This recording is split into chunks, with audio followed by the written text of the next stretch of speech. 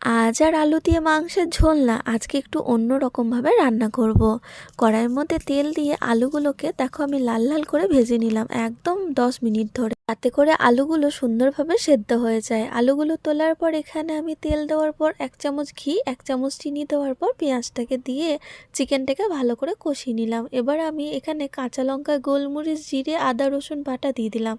তারপরে এখানে আমি টমেটো দিয়ে দিলাম হচ্ছে পরিমাণ মতন হলুদ, স্বাদ অনুযায়ী লবণ, দিলাম হচ্ছে লঙ্কা গুঁড়ো, ধনে গুঁড়ো, আর দিয়ে দেবো হচ্ছে একটুখানি চিকেন কারি মশলা। এই সব কিছু উপকরণকে আমি ভালো করে কষিয়ে নেব।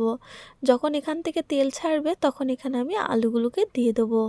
এবার আমি আলুগুলো দিয়ে আর জল এখানে আমি দেবো না, এবার আমি ঢাকা দিয়ে দেবো।